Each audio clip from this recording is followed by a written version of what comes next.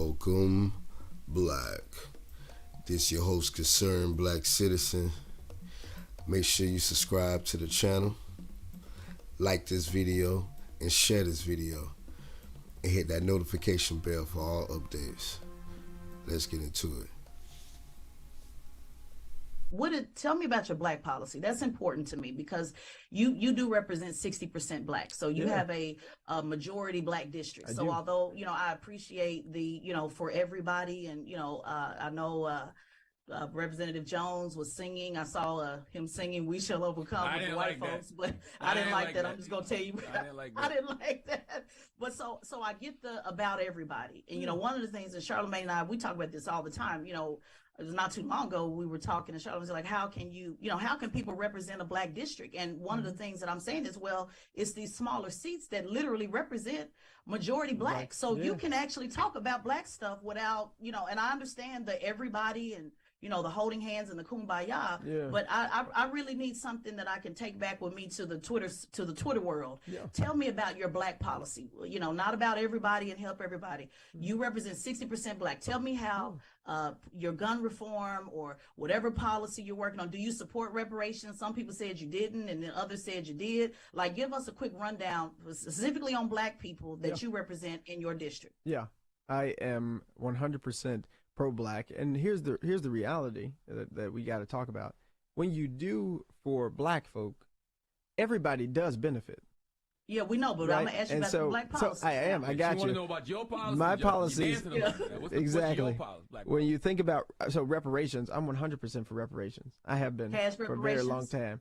For cash, for credit, for check, for credit card, for trust fund, and I was on Bev Johnson, another member of the iHeartRadio community, in January, and I explained the reason why I'm for reparations isn't just because of the enslavement of black people, because there are some people who say, well, you weren't enslaved, and then we have to walk through housing segregation, we got to walk through lynching, we got to walk through mass incarceration, which we're experiencing now. What about reparations for all of these harms that we have experienced all the way up into the present day? Are you willing to put it on your website though, because it's not under your website on issues? Yeah. Are you willing to do that? Okay. I'm willing to do that. It is not the issue that people in District 86 are saying is number one for them, because to the point that was made earlier, they're definitely concerned about safety. They're concerned about crime. A lot of my population is also elderly. And so you'll see on the website, aging justice.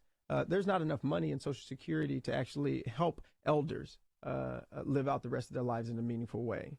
So policies that we're putting forward have to do with people being able to grow old well, which not only include financial increases in money, but creating opportunity for them to gather and to have community. I live in the most polluted, one of the most polluted districts in the state. And so, God rest their souls, both my grandmothers have died of cancer, my grandmother Pearson, grandmother Gwynn, and it was due to environmental racism, which disproportionately hurt black people and poor people. So both my grandmothers lived in a community, this community I live in now, where there are 17 toxic release inventory facilities that are polluting our air, water, and our soil. And so the black policy that I have, as you articulated it so well, is finding where there are the injustices in environment and education, dealing with gun violence, and everything that we can do, putting the resources toward them, because it's indeed the majority of my district that's being impacted, but the effects of it continue to be on everybody. And what is important to note here is that for us to seek and to be a part of liberation, and this is really important, the people who do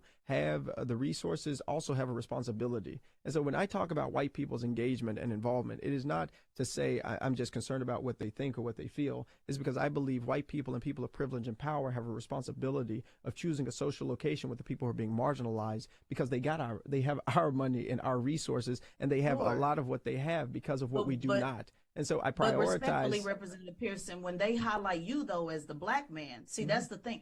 They keep saying, you did this to a black guy, you did this to the black guy. Representative Johnson said, you were expelled because you were black. So see, we got to be consistent. If we're going to push black when it's time to say, hey, come rally around us. And I'm on your side. I'm just telling you, being very fair, about how this looks. When we're saying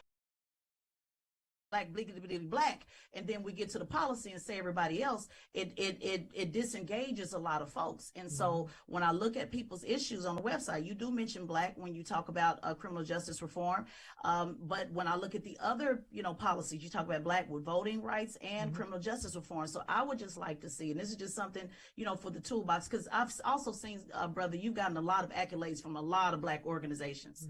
Shout out to Tammy Sawyer in Memphis. She was defending your honor, with me in a 3-hour Twitter space. So I'm posing these questions to you because I want people to know more about you and what you do for black people. I want people to realize wearing a dashiki and afro. And I want people to realize in every issue that exists in our society, in our country, black people's liberation must be prioritized. That's right. Right. It's in every issue. And so forgive me if it doesn't say it in every issue, but any time that we are speaking about justice, that is inherently a black issue, and it is important as well that it be said, and I understand that. And I know the brother got to go too. I know he got a TV hit. I know he's supposed to leave at 11:15. That's all right. I'm good. You with your people. Yeah, somebody's gonna pull me and tell me to go, or Sinead, make sure we don't miss our flight.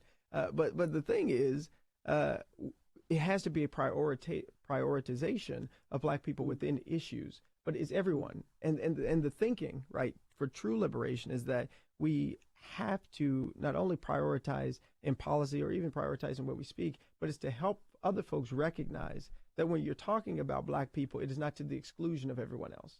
And so Justin J. Pearson, and I'm running for president of BSG. There are a few reasons that we're running this campaign this year. One has to do with representation. How can we represent all voices in a conversation?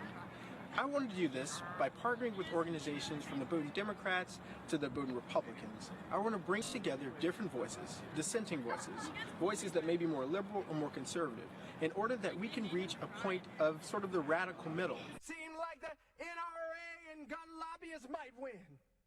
But oh, that was good news for us. I don't know how long this Saturday in the state of Tennessee might last. But oh, we have good news, folks. We've got good news that Sunday always comes. Justin J. Pearson, and I'm running for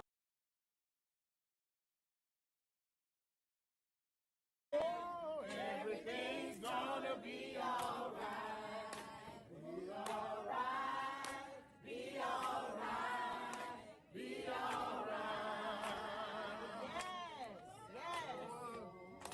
I got a feeling everything. Oh, we got that one. Be all right. Yes. I got a feeling everything's gonna be all right. Be all right. Be all right.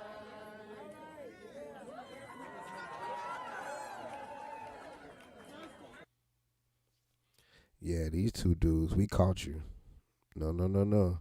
White supremacy played both sides of the equation, and this is them playing the black side of the equation, aka trying to be the player of our moves, of our pieces on the chessboard of life. And we called them out. We see it the way it is. I'm not going to go into people saying, you a hater for this and that. Really, I thought about it. If you get behind real coonish ass Negroes and you identify with that and you try to shame others for not being coonish, you come from that coon class anyway. That's part of your heritage to be a coon. That's part of your makeup. It's to organize and to orchestrate with coonish ass people. And these guys came out, black, we black. As soon as the sister asked him about a black agenda, reparations, he gave 5 minutes of word salad, 5 minutes of lip service. Honestly, he said a bunch of nothing within that little clip that he was speaking in. And it's so articulate, too. Is more like that DNC, Can we have tangibles? Well, you know, tangibles. That's the thing that, and then they go into this whole diatribe about how they actually not gonna do anything, but they make it. It sounds good. It sounds good to the ear. It's palatable.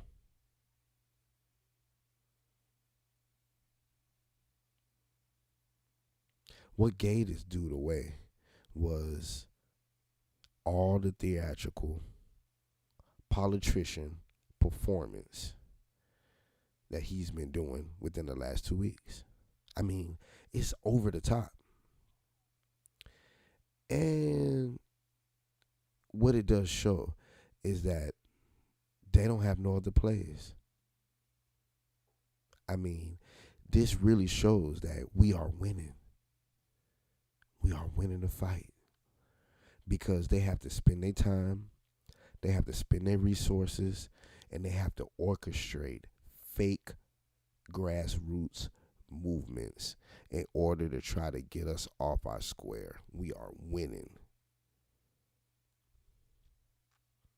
And they shaking in their boots. The Democrats in trouble. And the Republicans are in trouble too. But more so the Democrats. Because the Republicans are only going to be able to play the boogeyman so long. Oh, we don't like you niggas, we're going to vote you out. And everybody and white people get behind you. And then you try to get us to rally behind some fake grassroots movement. Probably have this corny ass nigga run for president in 2028.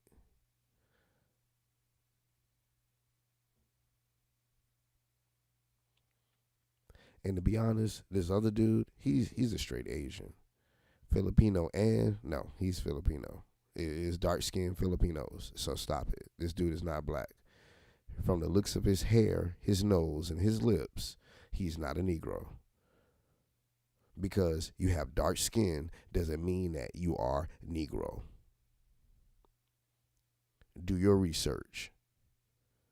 It's obvious that a lot of these people out here with dark skin do not identify with black Americans, with actually being a Negro.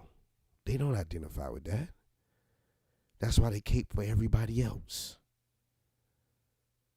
They don't identify with being black. They don't identify with being African. They say they are. But what do their actions show? That they will put policies on the books and they will body block for anybody but their own kind. So them saying, oh, he was expelled, they was the racist Republicans. Man, that's a game that's long played and is very old. We see them coming a mile away. All this performative, fake MLK stuff will not get us to get behind you. All it's going to do is expose you and show that you are not to be trusted. And you're not. And when this girl asks you about reparations, man, the tap dancing and buck dancing that he did. Plain and simple question. Are you for reparations? Yes, I'm for reparations. I'm for cash reparations at the amount of. And tell us what your cash reparations policy is. She asked you about that. You pivoted to some sob story about your grandmother. God rest her heart, her soul.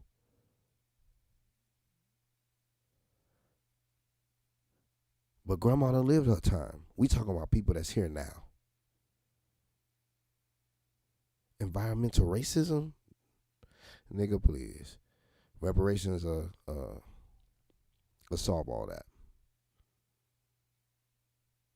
And you know it. So they actually put this guy out here to get us off the reparations talk. To say that, oh, racism is still happening. It's still happening to us today. And the people that it's happening to, they don't really believe in reparations. See? So, it's just a small fringe group of you niggas out there that want money. Because you never worked for it. But we know that this whole country and everybody in it today are benefiting from the effects and the actions of our enslavement. And we coming to get our check.